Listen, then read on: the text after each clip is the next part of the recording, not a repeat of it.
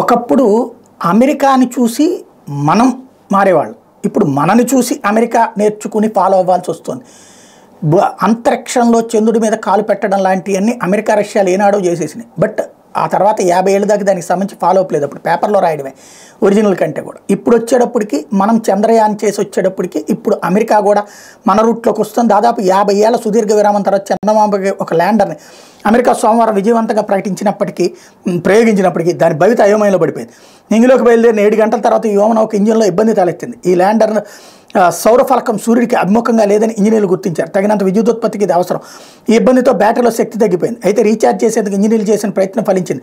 Propulsion వ్యవస్థలో వైఫల్యం వల్ల ఈ పరిస్థితి తలెత్తిందని గుర్తించారు. ఈ నేపథ్యంలో చంద్రుడిపై ఈ వ్యోమనౌక సాఫీగా దిగడంపై అనుమానాలు నెలకొన్నాయి. పెరిగ్రిన్ అనే వ్యోమనౌకను ప్రైవేట్ కంపెనీ ఆస్ట్రోబోటిక్ అభివృద్ధి చేసింది. అంతా సాఫీగా సాగితే ఈ ల్యాండర్ వచ్చే నెల 23న జాబిలిపై సైనస్ విస్కో సిటాటిస్ అనే ప్రాంతంలో దిగుతుంది. సోమవారం వల్కన్ అనే కొత్త రాకెట్ ద్వారా ఫ్లోరిడాలోని కేప్ కెనావెరాల్ స్పేస్ ఫోర్స్ స్టేషన్ నుంచి దీన్ని నింగిలోకి ప్రయోగించారు.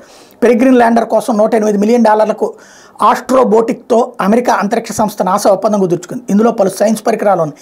వాటిలో ఎవరెస్ట్ పర్వతం నుంచి సేకరించిన రాతి తునక, చిన్న రోవర్లు, మెక్సికోకు చెందిన చక్రాల రోబోలు, వికీపీడియా ప్రతి, కొన్ని ఫోటోలు, ఆడియో రికార్డింగ్లు ఉన్నాయి. అమెరికా మాజీ అధ్యక్షులు John F Kennedy, George Washington, Eisenhower, Star Trek TV ధారావాహిక సృష్టికర్త జీన్ రాడన్బెర్రీ, ప్రముఖ సైన్స్ కాల్పనిక సాహిత్య రచయిత ఆర్థర్ సి క్లార్క్కి సంబంధించిన అవశేషాలు, డిఎన్ఏను ఈ వ్యోమనౌక చంద్రమాంపైకి మోసుకెళ్తోంది.